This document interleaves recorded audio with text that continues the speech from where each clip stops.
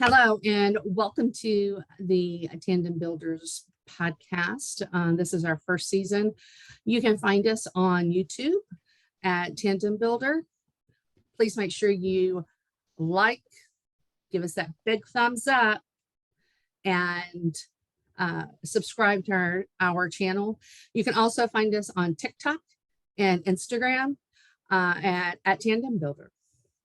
Today's guest is a retired Colonel Stephen Wolf of the United States Marine Corps. Steve, say hello. Hello. Thanks for having me, Jessica. Oh, thanks for being here, Steve. I can't believe it was 10 years ago that we met. Isn't that crazy? Been a little while. It has been. I'd go back. I'd go back though. I'd do it all again. So. Oh, yeah, I would too for a portion of the time. You hired me to be the family readiness officer at 2nd Battalion, 2nd Marines, for those people who aren't familiar with military jargon. And, it was my dream job. I was so excited to be embedded and help families. And it was just so cool. When I first started. So thank you so much for giving me that opportunity. And I will be very biased and say that you are my favorite commander that I had. I mean, there were others that were great, but I think that the person that hires you build that relationship with, and it kind of just sticks with you. And I think that group of company commanders and company first sergeants, they were the foundation of building my career as a family readiness officer. So I really thank you for that opportunity. But a little bit about Steve. So he went to the Air Force Academy, and after he graduated, became a commissioned officer in the Marine Corps. Through the Marine Corps, he then went to a language school in Monterey and studied German. By German? Yep. Wait, so is there a particular reason you chose German, or? I had taken some German classes in college. Yeah. So I guess I wanted to make it as easy as I could on myself, because we're going to, Kay, my wife and I were going to go overseas and have to go to college in primarily that language. So I wanted to hit the easy button on that one. Okay. All right. I think a lot of things come easy for you, though. But again, biased. And so while you were in Germany, you went to, Humboldt Yep. University. And that was in Berlin. Is that right? That's correct. Yep. And you studied political science there. Mm-hmm. And then you that was on the Homestead program. And then you went to Hawaii after that, right? Mm-hmm. Yep. Yeah. And so then you were at Camp Lejeune for a while, and you deployed to Afghanistan, and you did the Black Sea Rotational Force with 2-2. Mm-hmm. Before that, you were a recruiter in Tennessee. Correct. Yep. And recruiting is nothing but sales. It's quota and sales, and then after you left 2-2, you went to the Naval Military Naval War College in Rhode Island. Yep. Yeah. And there you studied, wait, I have it here. National security strategies, basically. That's right. So that went really well with your political science undergrad, didn't it? Yeah, it was a lot more interesting for me than it was the people who were like engineers. So. Yeah. Yeah, I can see that. And then you came back to Camp Lejeune, and you at Geiger were the commanding officer for the School of Infantry, which is, how many students at one time there? At one time, during our peak, we would have roughly 3,000 or 4,000 students. Mm-hmm. Over the course of a year, it was usually over 18, somewhere between 18 and 20,000 students a year. Wow, that's a lot. And then, so Marine Corps combat training is also under SOI, School of Infantry, right? Correct. Yep. So for those that weren't going into infantry, they just did the MCT, but then those that were going into infantry field went to straightly to the infantry SOI schools, right? That's correct. Yep. Yeah. And then after that, you went to Norwich College or university. Is it university Yeah, or Norwich college? University. Yeah. And that was in Vermont. Yep. And what did you do there? I was the professor in naval science, so I ran the naval ROTC program. So, commissioning new Navy and Marine Corps officers into the respective branches of service. Wow. And then from there, you retired and you've entered the civilian sector now. Yep. So, that in like 2 or 3 minutes has been like the 28 plus years you did in the Marine Corps, right? That was a long time, pretty much. Yeah. So, TandemBuilder is all about teams and leadership and how they work together. But I'm curious, after you went to the Air Force Academy, you then chose to go into the Marine Corps, right? So why did you, hold on, Steve, just a second. Oh, I can hear you. Sorry. Yeah. Yeah, that's okay. I was just letting you know. Use your earphone.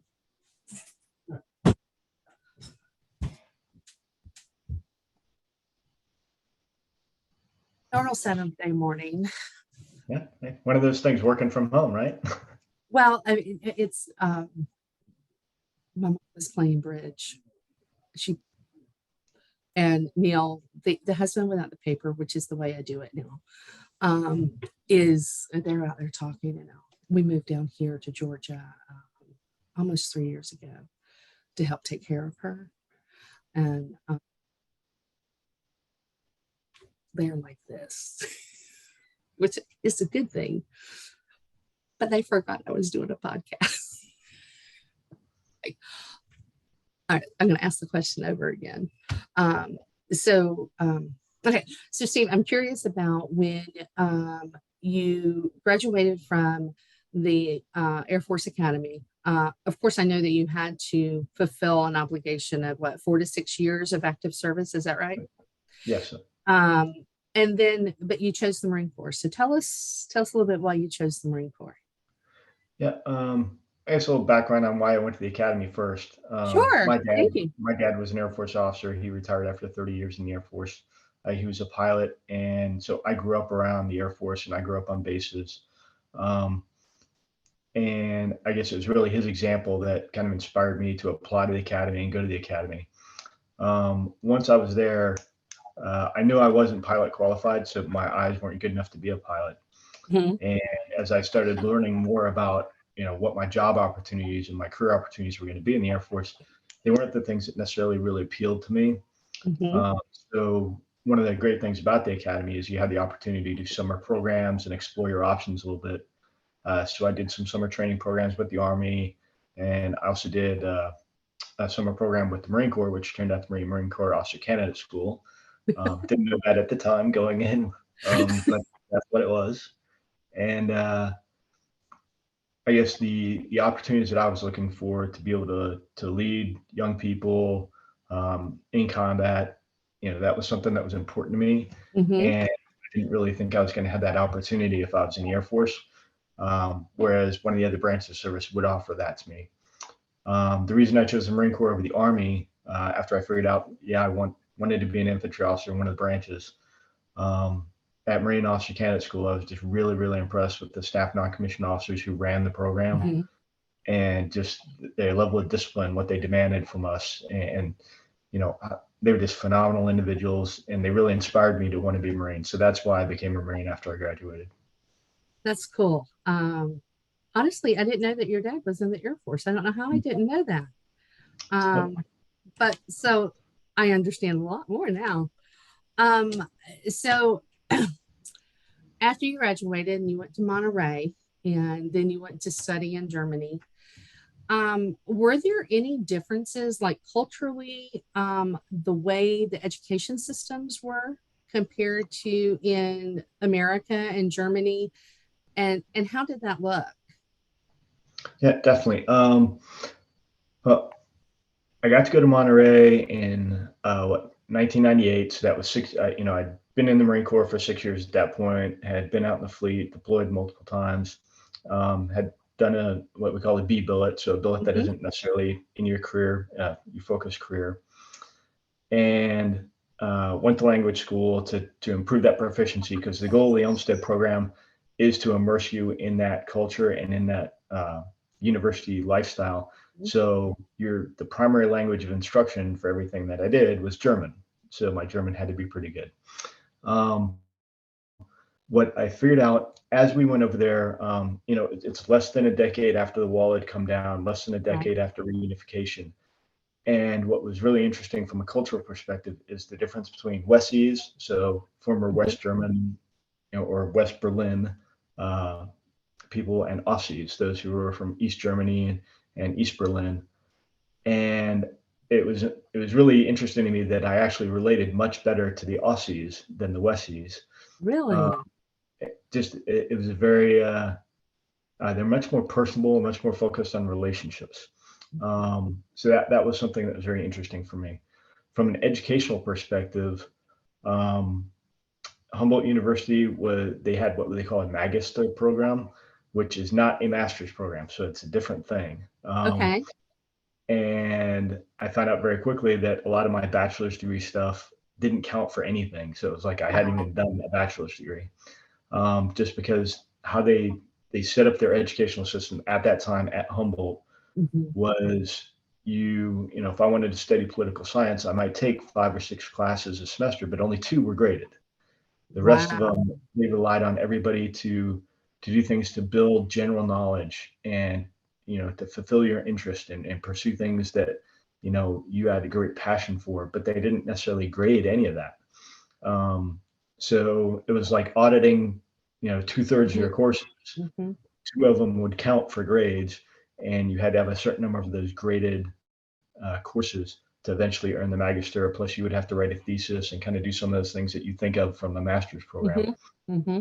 Um, but uh, it was a much different educational system. I think most of Germany now has transitioned to what we would call a master's program, Right. so more of a bachelor's master's program.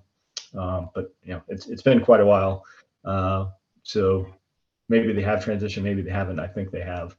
But it's a much different system, and it allowed the students a lot more freedom to pursue things that weren't necessarily in their major, so to Hmm. speak, Hmm. but things they had a great passion and interest for. So, a little bit more open-ended in the Very much, respect very, in the very much. respect you don't have necessarily a curriculum you have to follow. You can Yeah, explore everything and and I or think that interest. yeah, I think there was also a lot less pressure on the students Hmm. to perform. Yeah, they didn't pay for college, um, Wow. so they were worried about where they were going to live and how they were going to eat because there wasn't like a huge college dorm. Um, and there wasn't Yeah. like that necessarily that kind of social aspect to the Hmm. university. Um, so they had to worry about how they were going to pay for living, but not necessarily for school. And like I said, only generally about two of my classes a semester were graded. So like I said, I think there's just a lot more freedom for them to focus on learning, a lot less pressure to perform. Um, that had both good and bad things. I mean, there were the students there on the 8 or 10 year program, uh, which to me be perfectly acceptable. Um, but it just they seem to have a lot less pressure to really kind of get through college. Right. Right. Yeah. I think I can see where that has a both positive and challenging aspects. Um,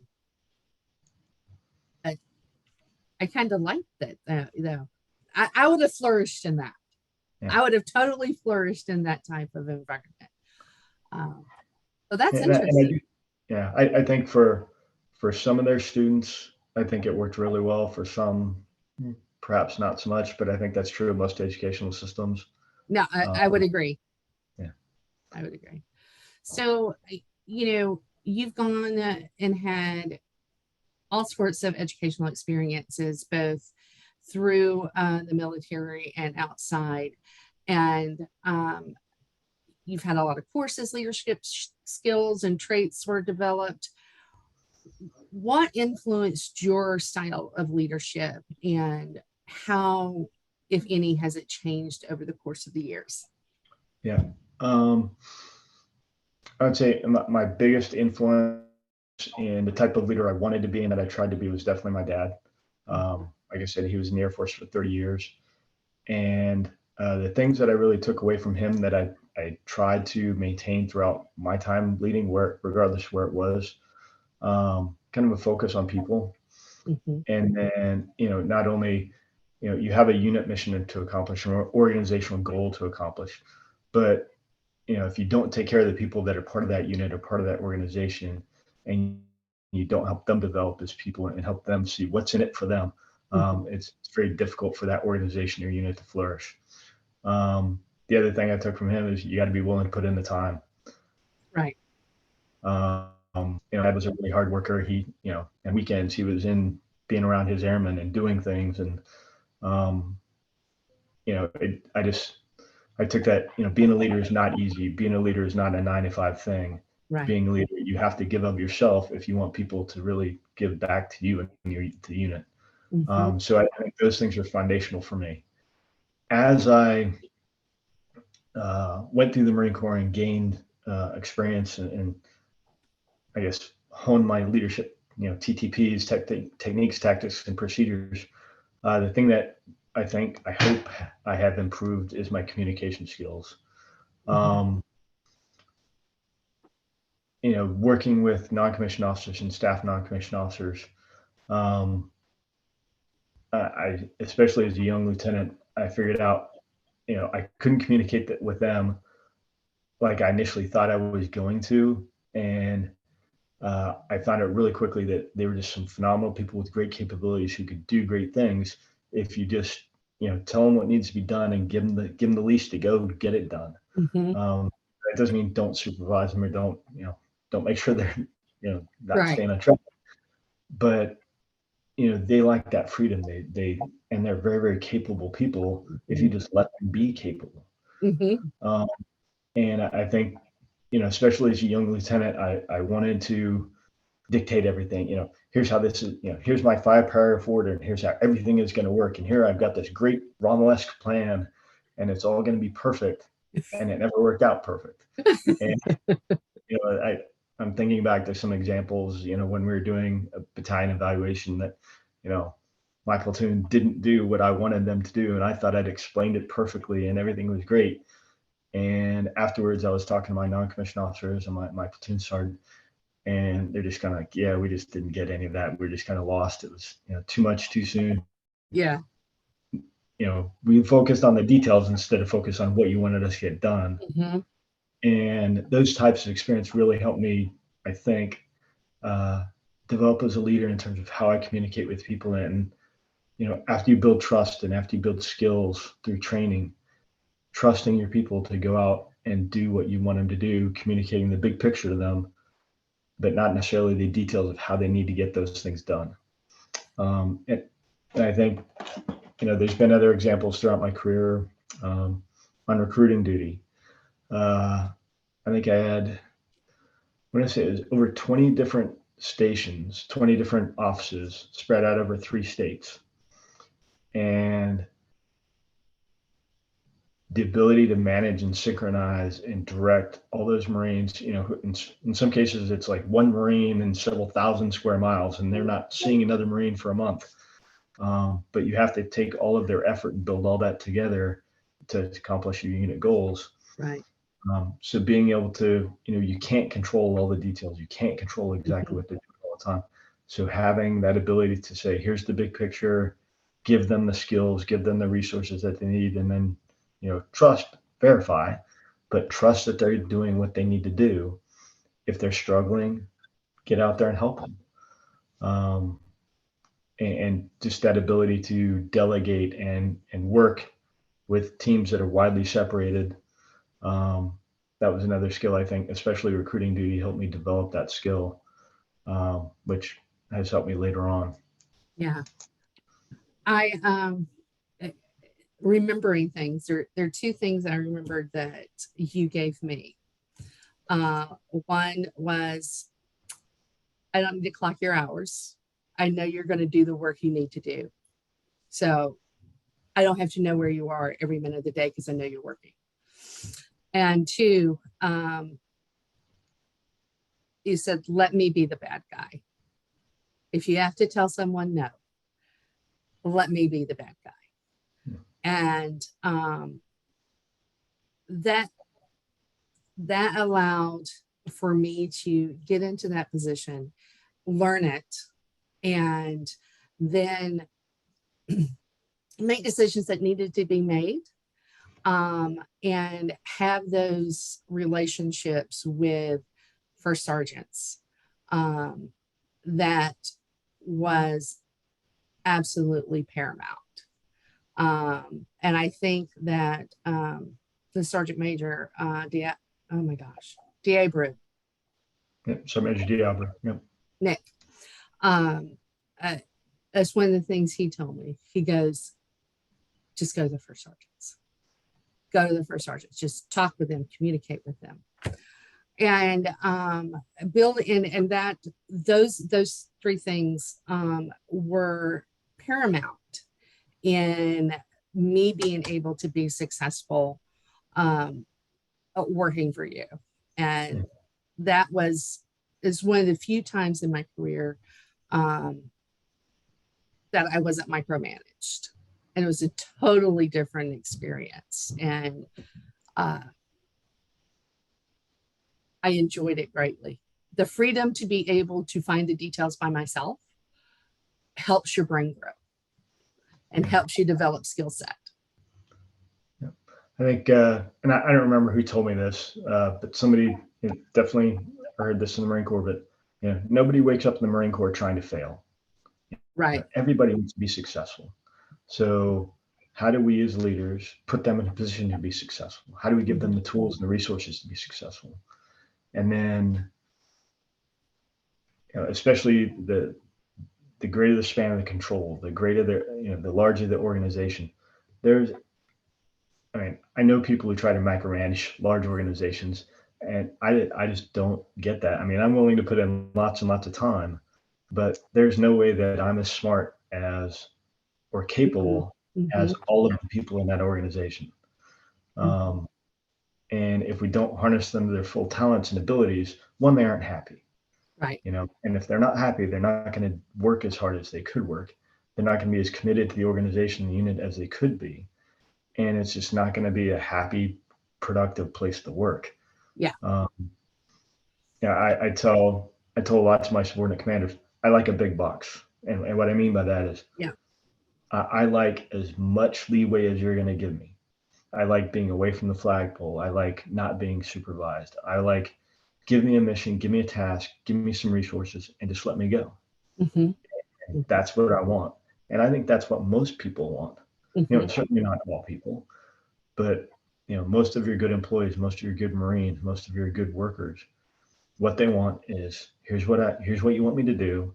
Here's the tools to need, to go do that. And when I need help, here's the support that I need. And they're going to just be phenomenal. And I think that makes for much happier, better places, better units, better organizations. I agree wholeheartedly. So,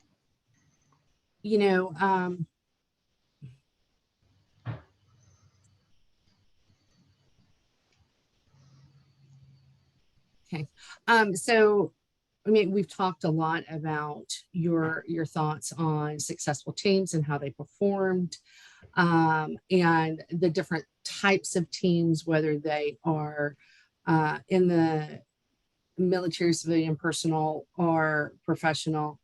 Now, do you think that depending on the type of team you have, that those, whether it's personal, professional, large, small, civilian, military, that you have to change with each team on how to lead them and how to help them be consistent? Or do you think that one pattern fits all?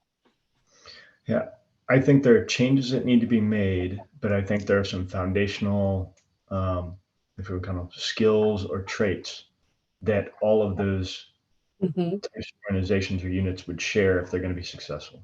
Yeah. And what I mean by that is, I said, you have to have a common goal or objective.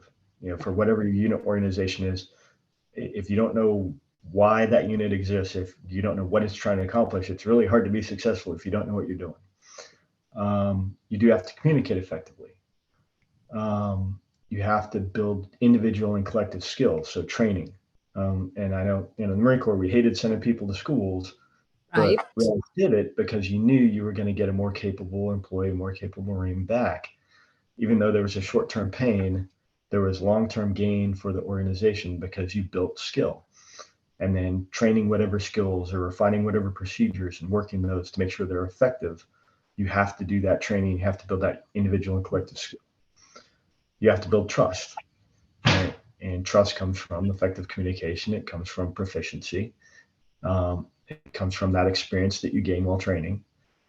And then the last thing I think that is kind of foundational is you have to, I think, especially as a leader, you have to explain to people what's in it for them.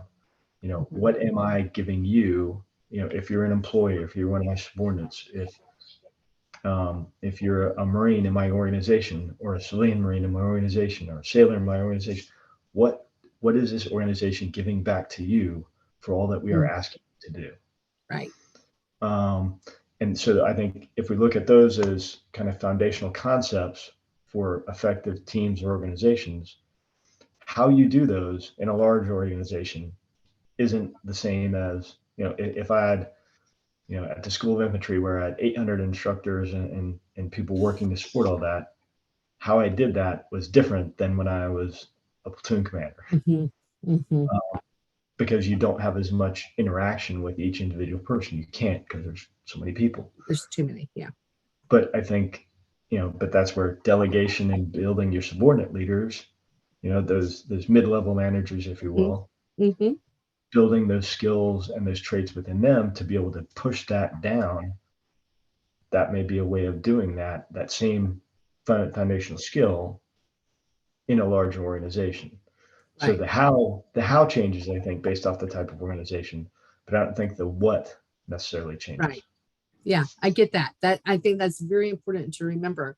And I like that you use the word foundation, because even though the dynamics in teams in leadership may change, it's those foundational skill sets that are going to make that team productive and meet the goal. So I really like the fact that we're talking about that. Um, because I believe that too. I mean, if you don't have a foundation, your house collapses, or if your foundation cracks, eventually your house collapses. So I think those are really strong, important things to remember. So, you know, with working with, and I guess not necessarily working with, but at the School of Infantry, but you obviously was a different generation of individuals coming into the School of Infantry. Probably they were most between 18 and 20 years old. You worked with college students and taught them and gave them ROTC training. Um, and then your kids are of this generation. So with with Gen Z, and all these people that are born after 2000, growing up in this digital technical culture, do you think those foundational things are going to change as we become more digital? Yeah, I once again, I think the foundations will remain the same. I Mhm. think the how is going to change. Yeah. Um, as I look at, whether it was at School of Infantry, at Norwich University here, right now I work in a high school, um, and I support our students in high school.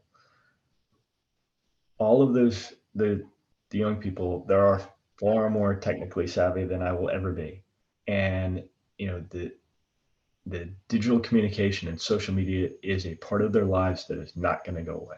Mhm. Um, and it's not part of my life. Like, I don't do social media. Uh-huh. My wife has a social media account. I'm, I don't look at it. I don't do anything with it. Not my thing. Yeah. But understanding that it is part of their lives, it's how they communicate with each other. And there's pros and cons to that I think we need to recognize, but I don't think they change. Once again, those foundations of Mm. what makes a good team or a good organization. As an example, I said effective communication is key for having an effective unit or organization. Agreed. Okay. How do you effectively communicate with these young people? Um, there's a segment of them, a fairly small segment, but I think it's still substantial, that does not like face-to-face interaction with people that they don't know Mm. really well. Yeah. They're perfectly happy to text you, to post on social media, get in a chat room, but Mhm. they do not like sitting down face to face. They're just very uncomfortable with that. Where I'm much more comfortable sitting down face to face, and I don't necessarily chat with anybody outside my immediate family. Mhm. So how do we bridge that gap? How do I effectively, as a leader, communicate with that segment of this generation? Well, I need to figure that out. That's my job as a leader. Right. Um, well, one of the jobs that, or actually the job that I had after I retired from the Marine Corps, I was a director of admissions at Norwich University. So being able to communicate with our target audience, generally 17 to 19-year-old future college students, about coming to the university, because we knew social media was such a huge drive on them. I had a team, I had a really good team of several young ladies who did that social media communication for us. Mhm. And a full-time job for two, and in some cases three Yes. people, to put that message together and be effective with that. And I was lucky that my team, they served as a translator for me, if you will. I know I'm not good at social media, but they were. They were also good at face-to-face communication. So I could sit down face-to-face with them, and they could translate that into an effective social media campaign. Yeah. Um, so those are the types of things that effective communication remains constant. How we do that may need to change for this generation. Yeah. I I agree. I'm a part of a very large private um, social media group that 34,000 uh, women or those that identify as female. Um, and there are 20 of us that moderate it. I'm one of the 20. And we have 91% participation, which is unheard of for a group of that size. And some of us work full time, some of us work part time, some of us are at home. Um, we are international. We have moderators in Australia, um, but it is it is a full time thing. If we need more, and there are some that are there 24/7 and really pushing things out in our chat, and then there are folks like me who I specialize. Uh, pardon me, I'm the resource person, so I do all. I mean, I've done international resource finding for people in other countries on this group, which is cool. And I'm on uh, our fund committee that because if somebody needs help financially, we have a fund where we give people money. But it so the point of all that is that there is a generation of individuals, and I wouldn't say it's totally generational. There are some Gen Xers like us that use social media, use this group um, as a therapy, as a resource, but the management of it is wow, is the only word I have. And last week we just got a notification from Facebook that we are not in trouble anymore. Our page has been threatened to be put down multiple times, but we are now in the green. So it's a great thing, but it is just amazing to me how people interact. And for someone that uses social media as marketing, it takes so much time. Yeah. I can have a concept, but it'll take me 3 days to get that posted. And so I agree with you that learning how to communicate with new generations is going to be incredibly important, because I agree with you that social media and the digital footprint is not going to go away. Uh,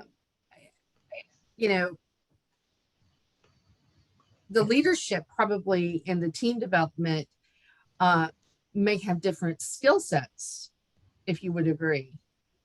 And Yeah, I was going to say, based off some of the things you just brought up, I mentioned earlier some of the foundations, training and trust. So as because of the reach of social media and because of how fast things can spread, and because of all of the members of that organization, all of the members of that group have the ability to post, have the ability to do things, and it's going to reflect on your unit or organization. Yeah. So, if you don't trust your employees, if you don't trust your subordinates, if you don't trust the people you work with, it's going to be just a huge challenge for you and organization, because everything is on social media and anything can go viral if it, either good or bad. So having that training and making sure that the people that are part of your organization, that they have the skills that you want them to have, they understand what your organization is about, and they're accurately representing those goals, objectives, values of your organization. You have to trust that that's going to happen, or you have to put the effort into making sure that that can happen, because of the reach that these platforms have. Yeah. And potential, if you look at, Budweiser is a great one. Absolutely. Regardless of what we think about, was that, it just shows the impact that social media has. And I'm not either agreeing or disagreeing with their advertising campaign. I'm just saying, look at the impact of that advertising campaign and the social media blowback that is resulting on that company as a result of their campaigns and what's going on and how much social media is driving that. Yeah, I agree. The group that I'm a part of, the airline attendant that posted her resignation letter and it went viral, is in our group. And so and her intent wasn't for her letter to go viral necessarily. It was to bring attention to what she has experienced through a team, through a hiring process, and then how her time was compensated, how her skill set was compensated, not just financially, but emotionally and mentally, and brought corporate America to a standstill with a resignation letter that went viral. And while I think that is awesome, in the respect that the stories don't get told. I mean, the one thing that comes to mind when I talk about all of this and talk about relationships, and especially corporate America, I used to watch Mad Men. You probably don't know the show. Do you know the show? No, I know what the show is. Okay.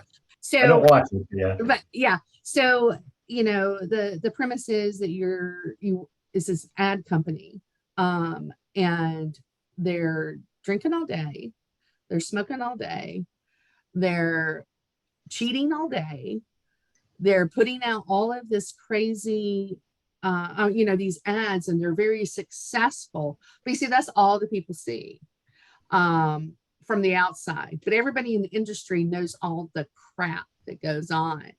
um, and I think that that letter that she wrote just continues to demonstrate that nobody sees the crap that goes on, and until someone opens up and says we have to change this type of management and we have to change this type of work culture, because it is devastating to leadership and the team dynamic. Um, so social media played a really big part in that. I do think it was for a good reason, if I'm going to be honest. But anyway, so I think finally, Steve, we've talked about your belief and foundations of trust and the skill set, right?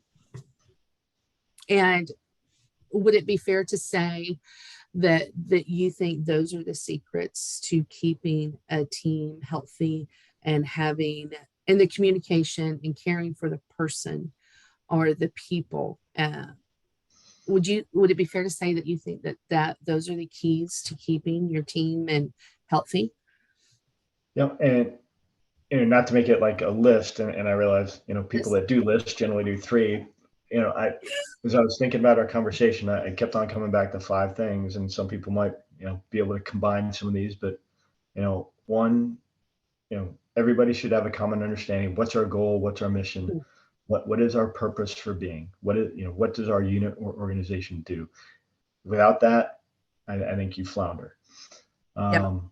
Next, you have to have effective communication going both up and down that chain of command, or up and down, the office hierarchy, so that people at the top understand what the people at the bottom are feeling, and how they, what challenges they face, and are they motivated about being there? And the people at the bottom should understand what the people at the top are focused on, and the challenges of the organization, Mhm. and where it's trying to go. You have to do that training to build both individual and collective skills. Mhm. Once you do all that, I think you can build trust within the organization. Once again, top to bottom trust. And finally, I think especially it's incumbent upon us as leaders to be able to explain to those that we lead what's in it for them. Mhm. One of the things that I tried to do, not always successfully, but I think I tried to do, was when I was, especially at School of Infantry, the last thing, every time I ended a conversation with the Marine or one of my NCOs or staff NCOs, what can I do for you? Yep. Because I understood, I wasn't the one training anybody. Mhm. They were the ones who were carrying out the mission of the organization. But I knew that I controlled all the resources. And it was their opportunity to tell me, here's what they needed to do the job that I'd tasked them to do, which was the job of the organization. And whatever they gave me, some things I couldn't do. And if I knew I couldn't do it, I was just honest. I can't do that. We're not going to do that. Right. You don't understand all the factors that play into that decision, but we can't do that. But when I could do it, I would do it for them. Yeah. And some things were very small. Some things were very, were much larger and much more complex. And these guys, once again, had phenomenal ideas and concepts, and all they needed was someone to back them up and give them the resources and the leeway to Mhm. go. And they made some phenomenal changes to our training programs, and they did a phenomenal job once we could do those things. Once again, not always possible, but that enabled them on an individual basis to draw, you know, it helped sustain them in the job. It helped give them personal satisfaction. Yeah. And that what's in it for me. And in some cases it was, if a Marine's getting out of the Marine Corps but wants to go to college or wants to do, something totally unrelated to the mission of the organization. But I knew if I could do that for them or give them that time, then they were going to give me their best effort until the day they got out or until the day they left the Yeah. organization. So once again, what's in it for me? Yes. For that employee, what are their goals? Some of them, if a young Marine wanted to be a commissioned officer one day, Mhm. okay, we can set up a plan to help them do that.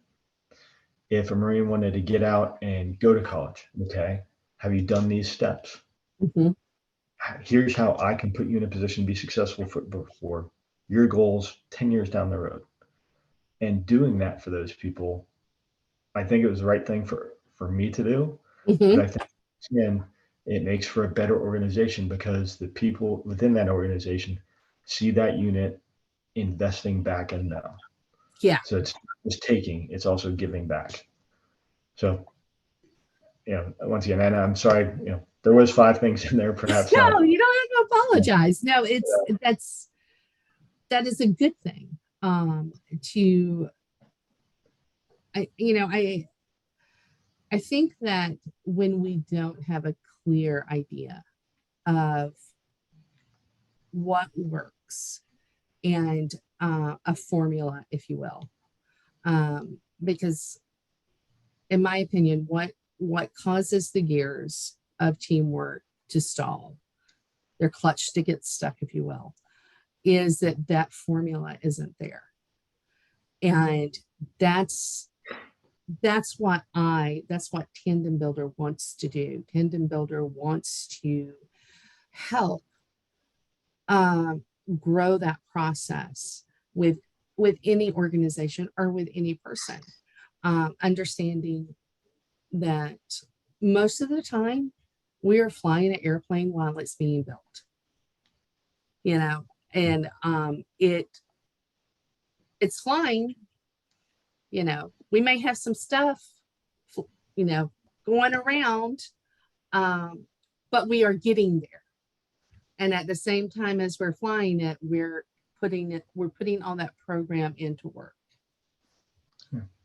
I'm thinking about, especially my time since I retired from the Marine Corps, so civilian sector work, um, or public sector work in public schools. Um, and I think the thing, because now I'm not the leader of the organization anymore. I'm mid management, somewhere in there. And the thing that frustrates me the most, and I think frustrates many of the people that I talk with, is just ineffective communication. Not understanding, what are we trying to do? Why are we doing what we're doing? Mm-hmm. You know, you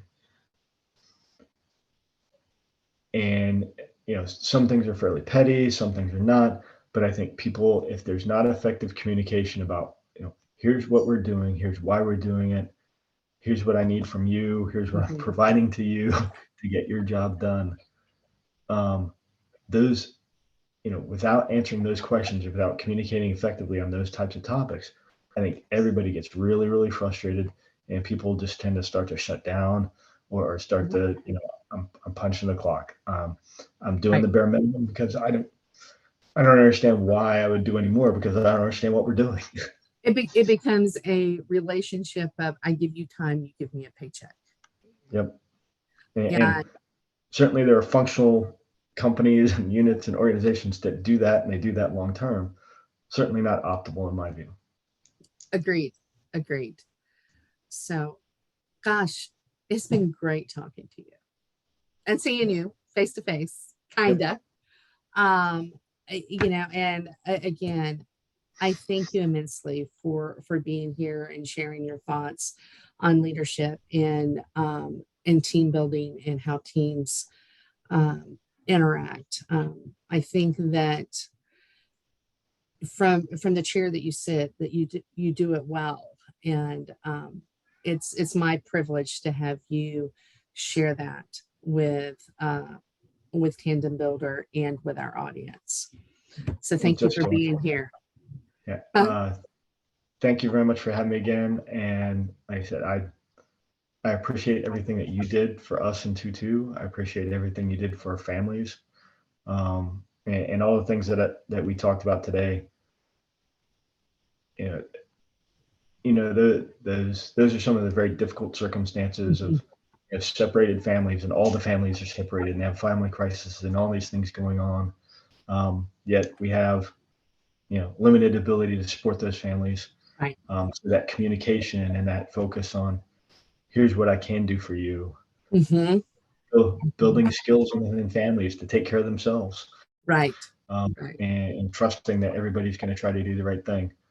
Now, I think you were a huge part of that for us. I think you can be a huge part of that for other organizations. Um, I hope this helped somebody. If not, I enjoyed it anyway because I got to talk with you. Yeah. So So I hope you have a great day and a great rest of your weekend. And thank you very much for reaching out to me. thank you, Steve. You can get in contact with Tandem Builder at tandembuilder.com.